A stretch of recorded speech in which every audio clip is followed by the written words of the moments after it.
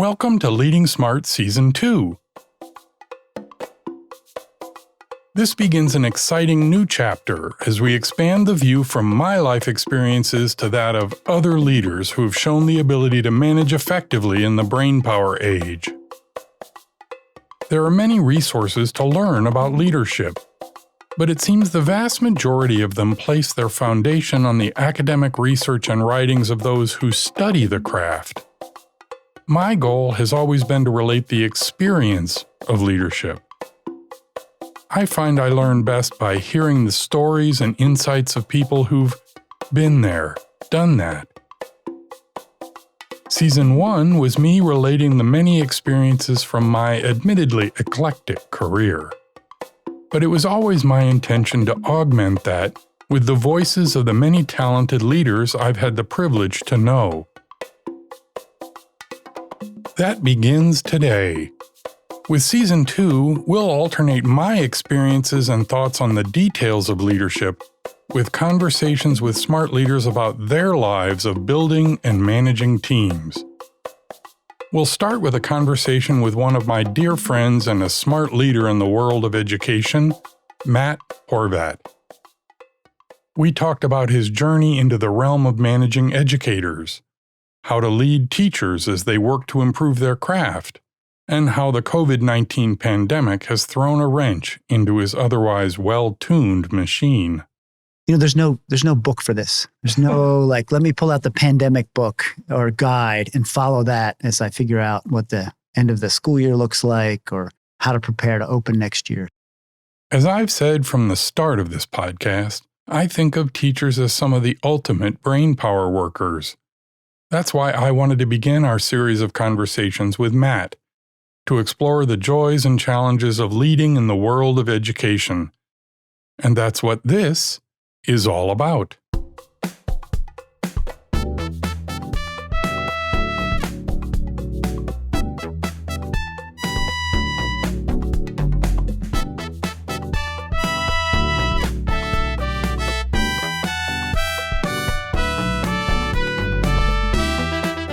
This is Leading Smart, the show about managing in the brainpower age. It's a field guide to the joys and challenges of leading and working in the modern workplace. I'm Chris Williams, your guide to the stories and ideas that I hope will inspire you to be a better leader in the world of knowledge work. Today's conversation is on leading and developing teachers. This is episode 201, a conversation with Matt Horvat.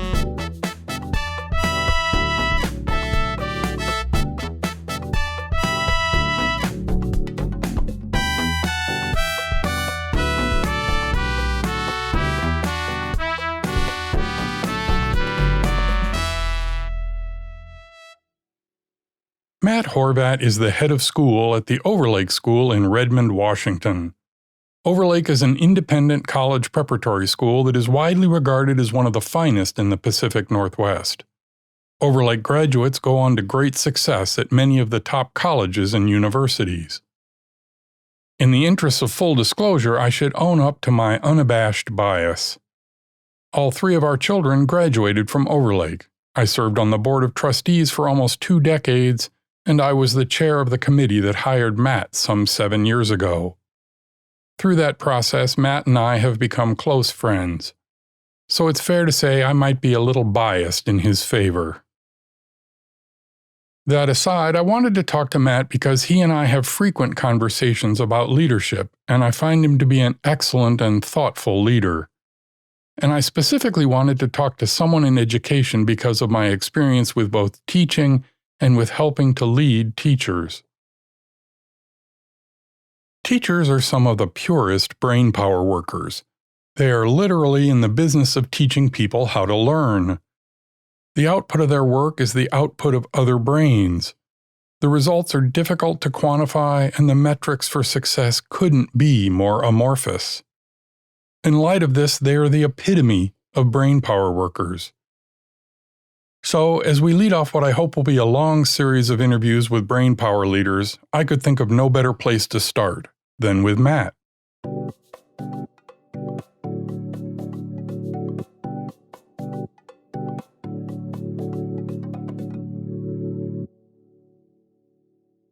I began our conversation where I always like to begin, with understanding the formative experiences that lead people into their chosen profession. I've always been fascinated with the often serendipitous ways people find their path. Matt's experience was no exception. Growing up, I was not a city person, and I went to an all-boys Jesuit high school in the city of Philadelphia, and I had a long commute to get there. It wasn't those old stories of like uphill both ways. This is snow, but it was a good commute. I had to take a bus to a train, to a subway, to a kind of a bus to get to school. So it took a while to get there. And, I went to school with kids. At that point, a lot of kids who came from the city of Philadelphia. So 50 to 60% of the kids were on financial aid. So they received some aid from the school. And the school was relatively inexpensive when you consider, for example, what an independent school might cost. I mean, this was probably half the cost of any of the other what would be considered independent or private schools in the area or outside the city. And on top of that, 50 to 60% of the kids were getting financial aid. So it was a school that filled with, I would say, maybe described as educational strivers. Like these were kids who you had to take a test to get into the school, and they only took kids who scored a certain score on the test. Then there was a test that the school developed, so it wasn't sort of a standardized test, and that everybody took. And a lot of strivers. So kids got into that school and were like, okay, I've got my ticket, and I'm not going to be what my father is, which maybe is a plumber or a bus driver or a police officer, which were all, those are fine professions. But I think kids saw it as like, I'm going to become something else. I'm going to become a, doctor or a lawyer or, work in business and not have to have the experience that I've watched my parents have, which is, one of challenge around trying to make it all work for a family. Living in the city of Philadelphia. So that was a really very formative experience in 4 years. And, the Jesuits have a real focus on education, and life of the mind is really important. So I definitely had teachers there who were influential. And I think back now really pushed me and pushed my thinking in ways that were really important for me. Given this start, I wondered how he went from this base of a quality education to the other side of the classroom, to becoming a teacher. What was the turning point? So I was in graduate school getting a master's in math, and I ended up teaching a fifth grade class just through a variety of factors. And I had to teach the metric system, which is, base 10, and it seems pretty straightforward. And I realized that I wasn't particularly good that first day when I had to come to class and teach class. And I also then had to teach like a group of ninth graders geometry, I think, later in the day. And I didn't really do much preparation because I had an overinflated sense of self and thought like, oh, no problem. And I realized pretty quickly that I was not particularly good at it. And that sort of got me thinking, like, these are interesting problems. Like, how do you teach somebody something? Like, that's a really interesting problem. And I often think, there's always a crack on teachers like, oh yeah, it's not, if you can't really be successful in anything else, you can always become a teacher. And actually I would say that, teaching someone how to read or teaching someone how to like understand the metric system, that's like, there isn't really actually good research about how that happens. Like cognitively, what happens in people's brains that they can go from being understanding like not how to read and then learn how to read, for example. Like there really isn't good research on that. So, people often say like, oh, it's not rocket science, and I'll say, it's actually harder than rocket science, because rocket science, like we know, like, okay, you have to give it so much of force to get it out of the atmosphere. And then once you get in the atmosphere, okay, there's a lot of like conditions and variables there and you have to manage them all, but you know what they are. With like reading, you don't really know. Like, well, we're going to present a bunch of different things, and one of these things we think is going to work.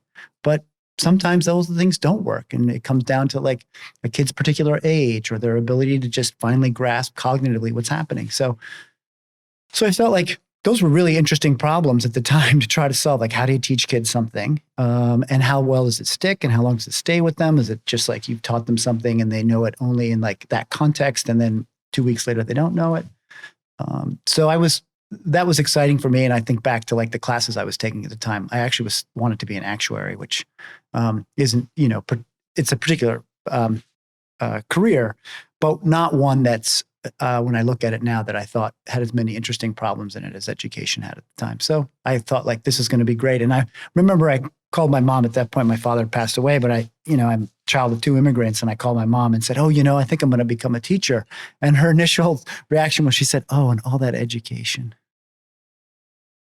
So I still got that degree in math and also in education. And then I ended up teaching and, taught computer science. I taught math. I taught a little bit of science. And again, like really interesting problems. Like how do you teach somebody something, and how do you make it stick in essence? Like how do you ensure that what you've taught them in 1 week, 3, 4, a month, several months later, the next year that actually like they've retained it, is I think a challenge that I'm still trying to figure out. Like I don't think that's been from cognitive science or just from as a profession. I don't think that has been written fully yet.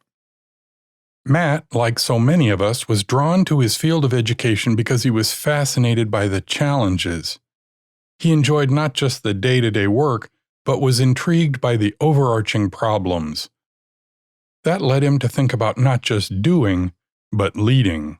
I think in a leadership role in a school, then you get to like work on a bigger problem, which is like, how do we teach, how are our teachers teaching all of these kids here? And what structures do we have in place to ensure that we've created the best environment for that to happen? So that like we've gotten rid of some of the variables that we know could be limiting factors to kids being able to understand whatever it is we're trying to teach them and whatever discipline that is. And so you can't do that as a classroom teacher. You can change some of the variables certainly in your class, but you can't control some of the larger variables. And so I felt like in being a leader, you really get to sort of say like, hey, we can turn some of the big dials so that gives the flexibility to the teacher to say like, okay, I can control these other dials here that can ensure that like students are having the best environment for them to be able to learn whatever it is we're trying to teach them. Also, like many of us who ended up as leaders, the initial transition wasn't an explicit and conscious decision. Many who end up as leaders just followed their passion for the challenges of their profession. Their choice to be a leader wasn't as much a thirst for power as it was a thirst for more impact. Yeah, I don't think initially, and I think I guess as a person, like I pine away for being in the classroom because although, as I mentioned, like you get to in a leadership position, moves particular types of dials, you don't get to really see like what are the effects because you're not teaching. So, when I think being in a classroom and working with kids, you really get to see like, oh, those shifts that we've made, large shifts we made in the organization have really helped me in my classroom be more successful. So when you ask like, did I make a conscious decision? I don't think so. I think some of it initially was a need of the institution or the organization I was working for. And then stepping into that, responsibility, maybe initially hesitantly. And then over time, taking a larger role and sort of the leadership positions that became available. For many who transition into leadership, there's fear of the stigma of being a manager. Those who decide to move into management are often looked down upon as having sold out. Just like in all organizations, the Peter Principle is in full effect in education and in other places. So, I had worked for people who I thought, how did that happen? Like, how did that person have, get that particular role and have that amount of power over an organization, given their, inability to fundamentally understand like what is happening in this, like what's our mission, what's our goal, what are we trying to achieve? One of the biggest concerns people have when they move into management is about losing touch, not being involved enough to still remember how the job is really done. I've always worried about that. I always worry if I've lost touch with that, and have I just started to listen to my own internal monologue around what I think is best for a school. So as a result, like I continue to teach because I really want to know, like we've made these shifts. Are these really helpful for kids or were these just like administrative shifts trying to prove that like we can do those things as a school, but actually it doesn't really have an effect on students?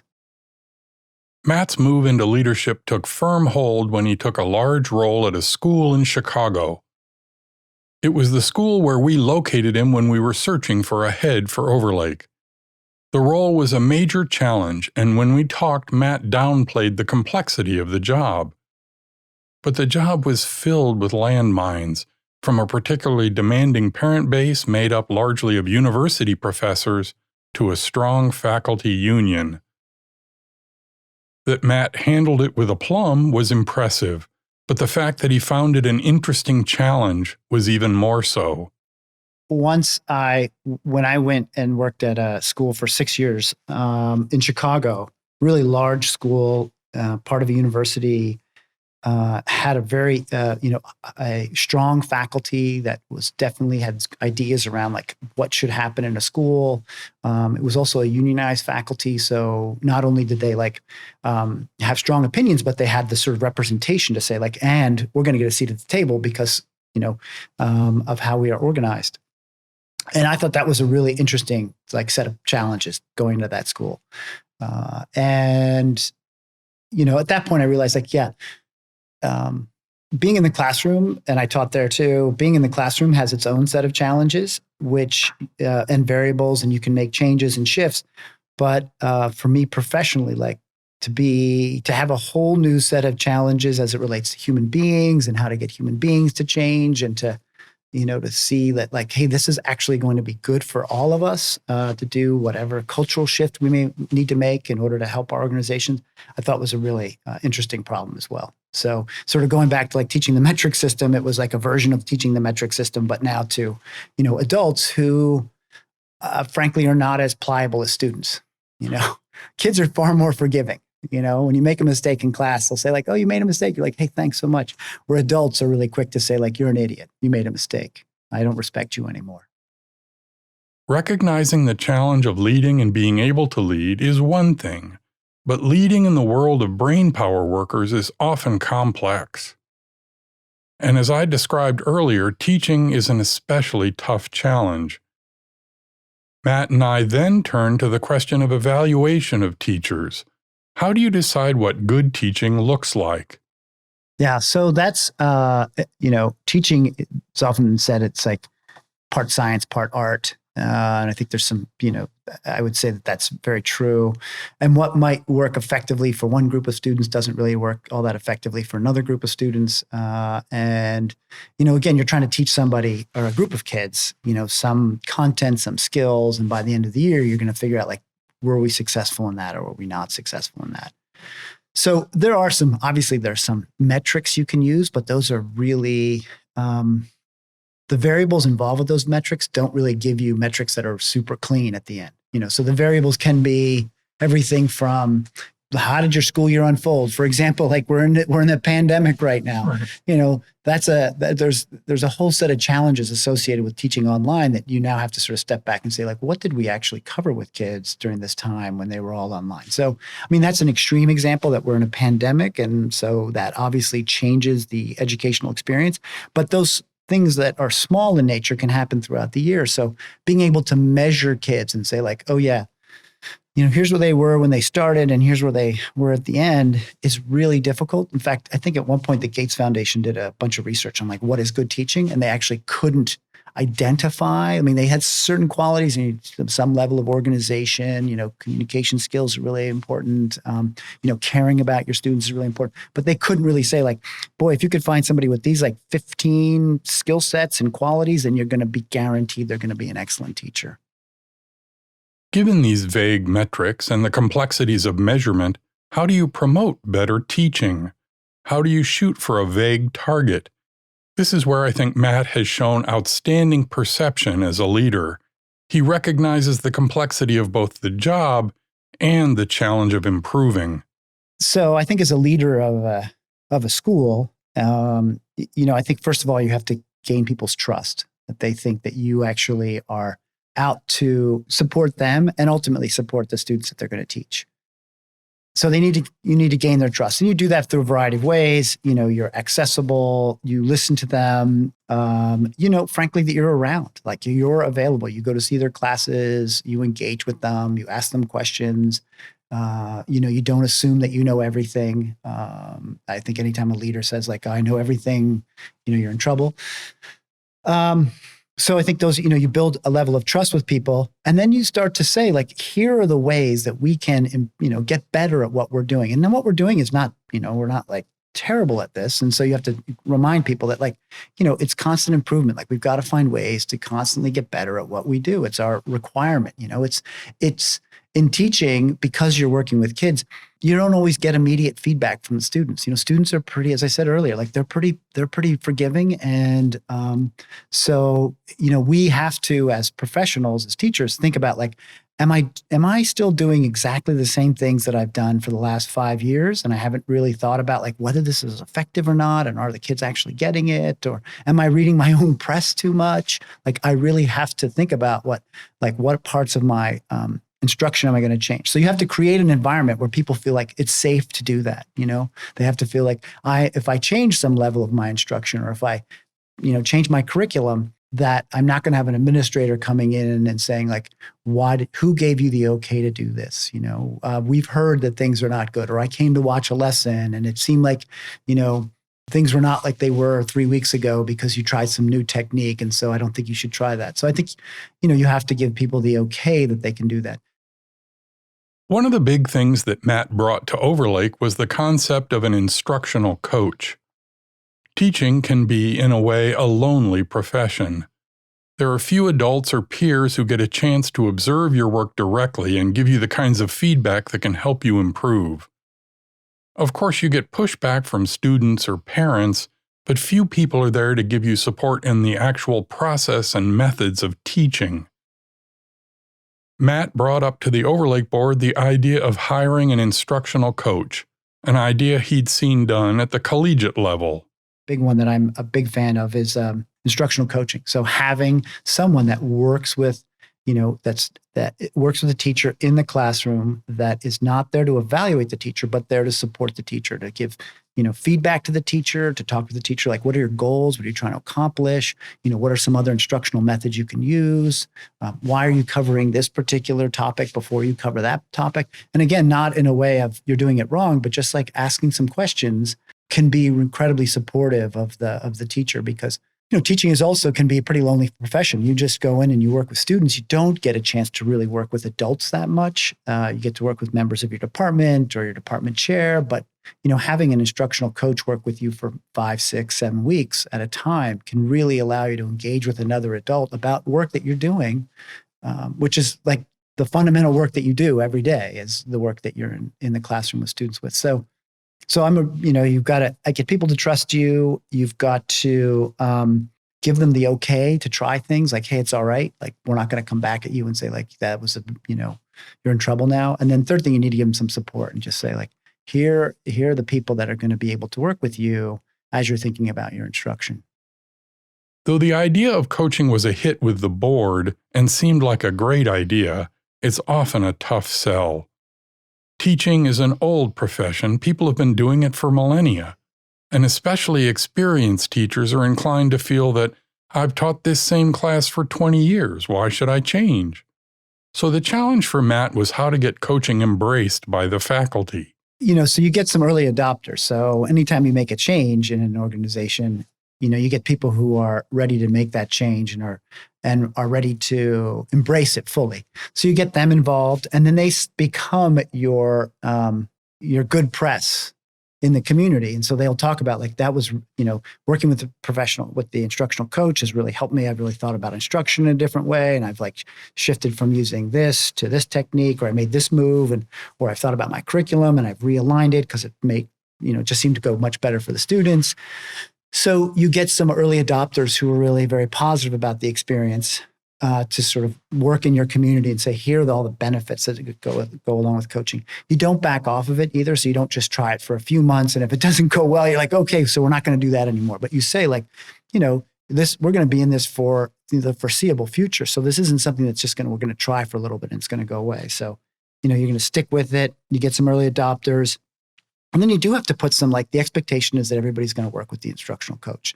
So whether you're an early adopter or you're somebody who's like 7 months from now going to work with the coach, or a year and a half from now, everybody over a cycle is going to work with the instructional coach. It's just in your own professional advantage or your own professional development, it becomes necessary to do this.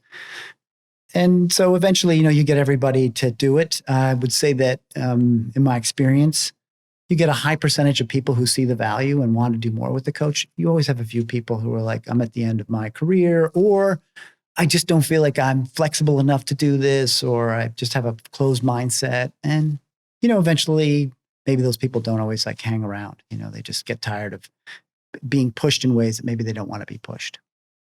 This then raises the question of hiring. If the goal is to have people who will embrace the kinds of personal development represented by the instructional coach, how does this affect hiring? Does Matt look for people who aren't just competent in their field of study and good teachers, but also who are students of teaching? Definitely. So in the interview process, whether it's through a resume or an interview or a group interview, you're asking them about questions like, how well do you collaborate? Give me examples of times you've collaborated. Give me examples of times you've, changed instruction. What were the motivators for you to change instruction? When have you been involved in curricular change, and, what part did you play in that curricular change? At Overlake, we really expect people to collaborate, to work with an instructional coach. We have instructional coaches, so to give people that are coming in, like, hey, they've asked me a lot of questions around issues of collaboration and coaching. And so if I'm going to go there, I would imagine they're going to expect me to do those things. And we're also trying to suss that out. Give us examples from prospective candidates. Give us examples of what you've done in these areas, and not just sort of like, yeah, I think collaboration's great. That really isn't a specific example. Another element of making this kind of culture change is evaluation of performance. To have an effective culture change, the expectations around performance need to be reset as well. And I think that's probably like an ongoing process for us. How do we embed that part of like, okay, I have to work with my students and do all the things that's required of me as a teacher in the classroom and outside of the classroom.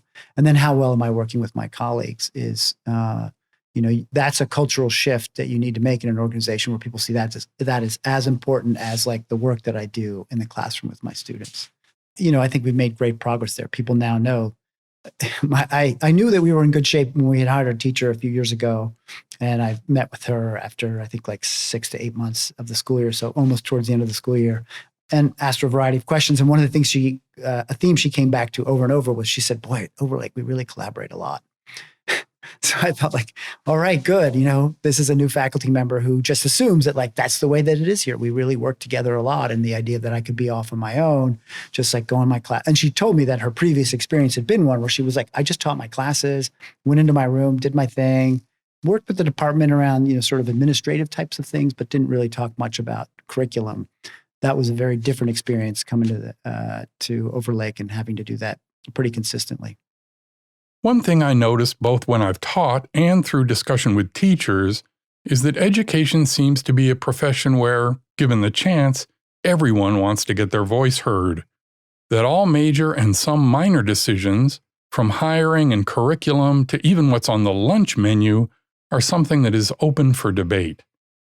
It feels to me as something that takes forever and is often frustrating. I asked Matt if he felt if it's a good thing. Yeah, I would say that like as it comes to curriculum, I think it's a critical. I think if you are not engaged in a conversation with others about the work that you are doing and what you're expecting of students and how you assess students with other members at the minimum of your department, then there's a significant lost opportunity for students, because students are going to move through the program or whatever part you're of and are going to have to each year figure out, like I always say, like, is this the same math class or this year that we had last year, or is this a different math class? Because I got to figure out how this teacher works. And this teacher seems to be like using terminology that seems really different and using assessments that are really different. And I'm not sure whether this person cares about whether how I go about finishing math problems as compared to the person I had the year before. Like, you don't want to have students spend time trying to figure those things out. You want them to seamlessly move from class to class as they're moving through their academic program and understand, like, yeah, there's some real consistencies, even though it's a new teacher and I'm like learning a different type of mathematics. Here's what they're going to expect of me. They're going to expect that I, have good computational skills and I kind of follow these patterns that have already been established for me. And so, there's a real benefit for kids as far as like they can see that the program is consistent. And then you're just assured as a program that you're like, you're creating the Goldilocks moment. You're not overdoing it in some areas and possibly underdoing it in others. You really want to be like, we are really hitting all of the topics that we need to hit. And we can only do that by assured, like, here are all the things we want kids to be able to know and do by the time they graduate. We have to make sure that we are, spacing them out correctly through their academic program at the school. I admit to feeling that this collaboration process, often long and arduous, is painful. Doesn't it slow you down? Doesn't it make new things harder? Yeah, I guess I would delineate. Like, I see curriculum as being a very super collaborative process, something that you need to have everybody participate in fully, which is hard work. A lot of teachers don't necessarily want to talk about curriculum because that may make them have to change something that they really like about their curriculum that they're teaching. And so that's, again, really, it's challenging work. It can take takes a number of people at the table to do that work. I would say that other initiatives that you want to do at a school. So for example, if you want to think about like, how are you using technology effectively? You definitely want to understand like what you're doing now and how a change in technology is going to support students in a different way. But those are probably decisions that you can't spend inordinate amounts of time thinking about and discussing because the nature of technology changes. So by the time you make a decision like, hey, well, I think we're going to adopt this new technology, it actually isn't so new and it might not be what you're actually, might not solve the problems that you have. So I think at times there are decisions that you have to make as an organization after having done your research on the organization and knowing that those are just opportunities for you as a leader to say like, okay, that's one of the dials that I can turn that I know will have repercussions throughout the program, but they're changes that we have to make. Schools have a luxury not afforded to many other organizations. They operate on an academic year that is fixed and has a very formal calendar. This affords the chance to do some rigorous planning, and it offers a fresh start with a new wave of students each year. This cycle changes a great deal about how leadership is done. In a typical business, there is usually continuous forward motion and far fewer opportunities for a fresh start. We're schools, so we are not quarterly driven organizations, for-profit organizations. So we really believe in the ability to get people to do things better. We believe that about students. I mean, every day we work with kids and we think like, every day they're going to get a little bit better. And at the end of it, they're going to, have more knowledge and skill than they did at the start of the year. So we believe that about teachers too. So we'll say like, oh, we're going to work with this person. Maybe they'll work with the instructional coach, or maybe they'll work with the other department member or their department chair, and we'll help that person get better. Maybe they can be improved. The other thing you have to realize, which I think also comes up certainly in the for-profit world, is that, people's personal lives do come into their professional lives. And so you may have a person who's been teaching at the school for a number of years and they're really quite good, and then they have a bad year based on things not really necessarily related to what's happening at work, but maybe what's happening in their life outside of work. So you have to work with those people because, you don't want to lose somebody who for years has really demonstrated excellence. And then in 1 year say like, okay, well, they're having a bad year. So like, let's heave them out and find somebody else. Because in all organizations, one of the hardest things you do is hire. It takes a lot of time, it takes a lot of resource, and you're not always sure until, you've hired the person and they're actually working in your school, whether, you've hired somebody who's effective or not. So as I said, I think when looking at faculty, you have to consider the effectiveness of that person over time. And then, of course, like if someone is really not meeting the expectations, is to make a change. A key element of the effectiveness of teams in brainpower organizations is the culture. This can be especially true with teachers. Does the culture support them? Do they reinforce the culture? And how well do new people adapt to that culture? Are they able to culturally figure out like how this organization works? At my previous school, we hired a person who came in, and the person had worked at an all-boys school before coming in and worked there for like 5 or 6 years. Really great references. Was kind of a younger teacher, great academic background, was really going to add a lot to the program. And I would go and observe the teacher's classes, the first few months, and it was clear the teacher was struggling. And he had come to a school that was like the opposite of a boys' school. It was very laid back. Students had really close relationships with teachers. I often say like the student island and the adult island were pretty close, so you could get to them, pretty easily. And he had a really formal style with the kids, really expected the kids to, sit in their seats and don't talk until you raise your hand until I call on you. And, I'm in charge in this room. And it was clear he was struggling because the kids, they didn't have this experience universally. They would leave that room and go to somebody else's room, and the teacher would be a lot more relaxed. And so I think it was like the third or fourth, time that I had been in his class and, talking with them. And he finally realized, in conversation with them, he realized that he could actually become the teacher that he'd always hoped he could be, but that he had been trained in this other environment where he was really he described it as a boys' school where you really had to tell those students all the time that you were in charge, that you were the teacher, that they had to be respectful to you, that they had to, not sort of think in any way that they could step out of line. It was also a school that had a dress code, and we didn't have that either. And it was just fascinating to watch him pick up on the culture of the school and realize oh, I don't need to be that person. And, I think that person is still there. I think he's been very successful. He's been a department chair, has really, I think he's found his place to work.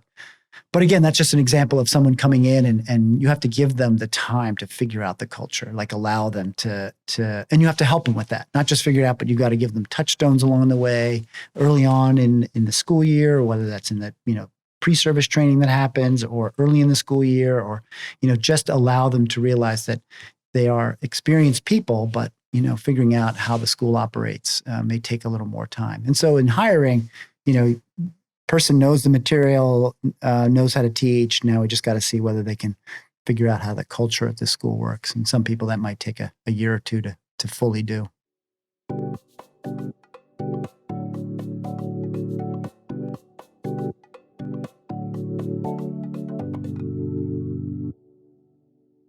We then turned our attention to the current environment, the era of COVID-19. We spoke in early May, nearing the end of the school year. The school had been operating entirely remotely since early March when the pandemic hit and everything shut down. Overlake was particularly well placed for such an event, largely because all students have their own laptop, either their own or provided by the school. This made one hurdle of remote learning less painful, but nonetheless, the change was essentially instantaneous.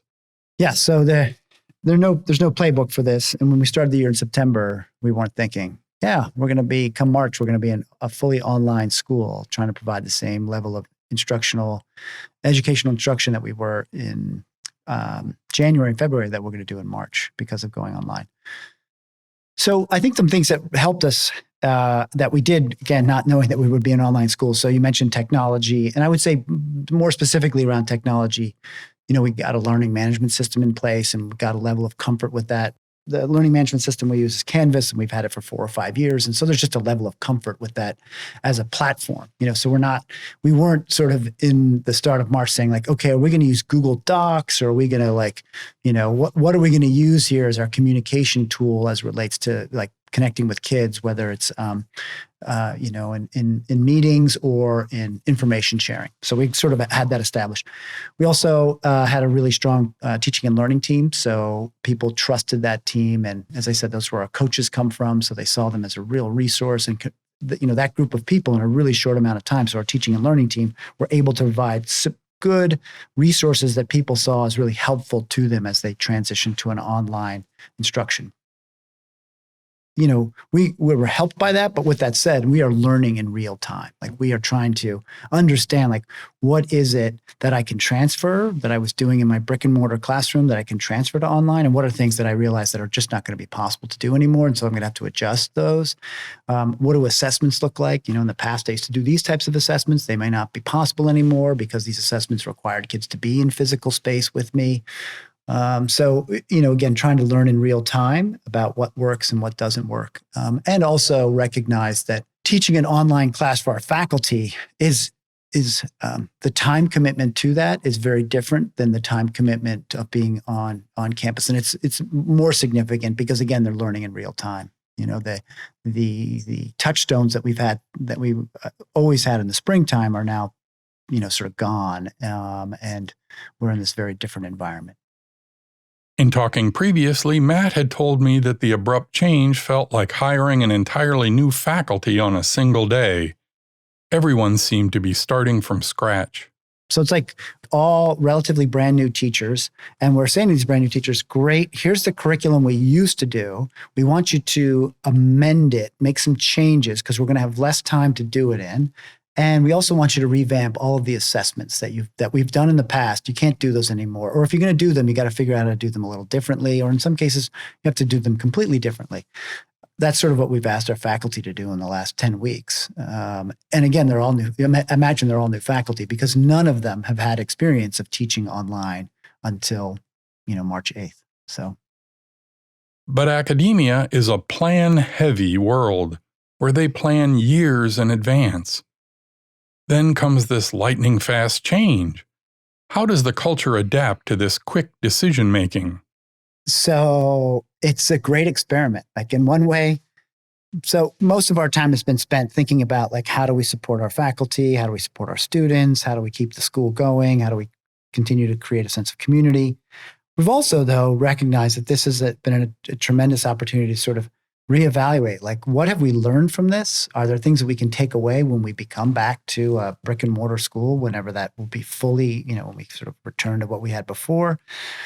And we didn't have the luxury of what you described. Like, we're going to spend 2 years thinking about this before we actually teach like one small class for 6 weeks in the middle of the year that's going to be online with, one teacher. Like, all of us had to do this in a really short amount of time. So, disruption, I think, can provide you with some really good information. And I think that information can also be leveraged maybe in the future to think about like, okay, when we go back to brick and mortar, are the things that we can take away from this online experience that will actually enhance the educational program for kids? I think that this comes back to the question of trust. I think making decisions in an organization, if people don't trust you, trust the leadership, then you're going to have some real challenges, because in a situation like this, we'll make a number of decisions in a pretty short amount of time with limited information. And those decisions, it will be clear that there will be other different decisions we could have made. But we chose this one for a variety of factors that seemed like the right ones to make, and they maybe were the right ones to make at that time. We probably will have some challenges with whatever decision we make. So, if you don't have trust in your community that you can do that, then it's going to be really hard to move forward, because there'll just be people spending time in like those decision trees still and saying like, well, I'm not sure why we decided to do this. And so I can't really even move forward to think about how I'm going to do my work differently, because I'm still stuck on like, we shouldn't have made that decision. So again, like having trust in your community, communicating as much as you possibly can around like, here's some decisions we have to make, providing opportunity for people if they feel like they want to participate in some way, like, hey, come on, if you want to help participate in the work that we have to do, you can certainly do that, and again, like trying to be as transparent as possible. One of the features that makes the Overlake School special is its warm community feel. It's why we felt comfortable sending our children there, and it's one of the key features the school is recognized for. It's a friendly place with lots of trust built on being close together. In the age of remote learning, community building is a challenge for all organizations, particularly for schools, and very much so for a place like Overlake. So we've learned a lot about that, as I said, learning in real time. And so we've done some things, certainly, from a communication standpoint. There's multiple ways now that we're communicating with our employees. There's multiple ways that we're communicating with our families and with our students. So we've changed that in this new reality, because the idea that we can communicate in the ways of we used to, people would come to campus, all that has sort of obviously changed. So I think communication is key to creating that sense of community. I feel tied into it. I know what's happening. They're letting me know. Some of this is personal in nature. Some of it is also keeps me like, what are the fundamental reasons I'm interested in this school? That they're reminding me about that constantly. So I think communication is key. I think also creating events for people so that they can, we used to do this and we can't do that anymore because that required us to be in space with each other. But we're now doing this as a way to try to continue to connect each other, and recognize that we have a shared commonality, that our children may go to the same school or that we work in the same place. So, thinking about how you reimagine events that you've had in the past into something that's much more digital, I think is critical for continuing to create that sense of community. And I think, when you get the opportunity to come back, being incredibly planful and thoughtful around like, how do you continue to create community?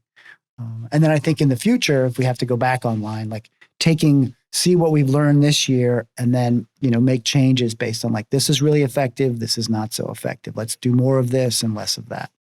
So planning for next year is most of the work we have 3 weeks to go of school. So still have to finish out the year. We have graduation, a bunch of other sort of planned events that are really important, but we're also spending time thinking about like, what does August look like? Then we turn to next year. What does Matt think next year looks like? Yeah, I think it'll be some kind of a hybrid model where we'll have some of the students on campus each day, rotating through. Mm-hmm. I'm either on campus or I'm at home. And if I'm at home, I'm live streaming my classes because that can be live streamed. And then if I'm in class, I'm in class. And, it's going to force us to change instruction. We'll probably have to do more direct instruction. It's going to be harder next year to do some of the things that we've done.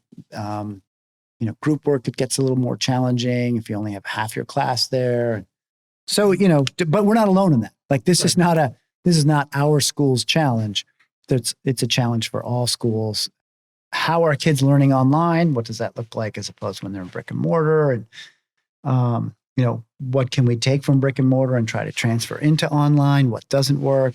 We still need to fully understand that, and I think that I say us have to understand, not just us as a school, I think, education in general, and that's just like colleges, universities, high schools, middle schools, even elementary schools. Like what's transferable and what's not? Given all this, does brick and mortar still make sense? I really think that there is a hunger I will talk about high school kids and middle school kids. There's a hunger for kids to be in space with each other. I do think that the amount of learning that happens that is not, that's organic in nature. So, isn't necessarily just created just in the classroom, but in conversations that happen on the walk, between classes, in the lunchroom, before class starts, in the middle of class, where people feel comfortable asking a question or asking a friend a question in class. You lose a lot of that in this new space.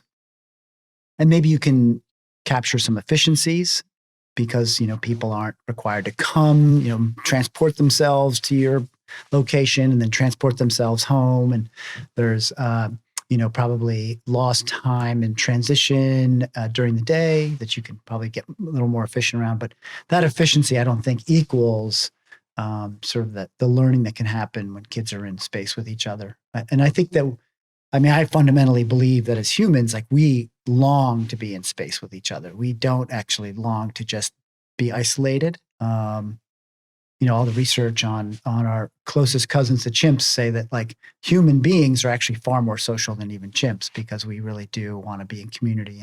And that, one of the worst things you can do to a person is put them in isolation. In prisons, how do they punish people, the most is they put them into solitary confinement because that's like a place we don't want to be.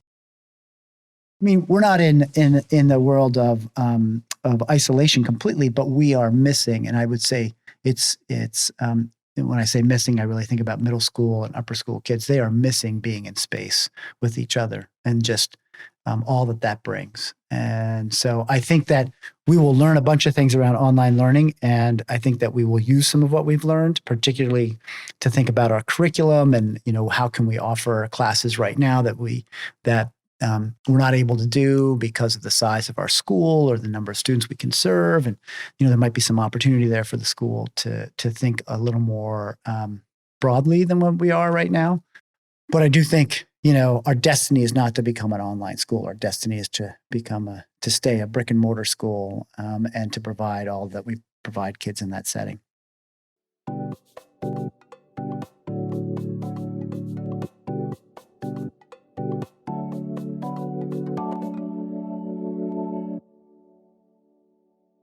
I want to thank Matt for his time. It's always fun to chat with someone who thinks so thoughtfully about leadership.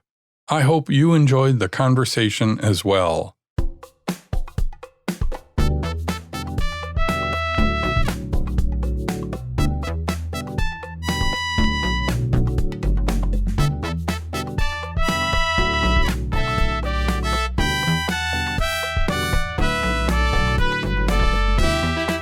Leading Smart is from me, Chris Williams. You can find out more about the show and discover other resources for leaders at my website, clwill.com. If you like the show, please share it with your friends and especially on social media. Referrals are the greatest source of new listeners. And send me your thoughts, comments, and suggestions either on the webpage for this episode or to pod@clwill.com. I'd love to hear from you. That's it for this episode. The next episode returns to the studio with a look at firing on a larger scale. It's called Mass Exit. I hope you'll listen. Until then, please remember that each of the several dozen decisions you make today are part of Leading Smart.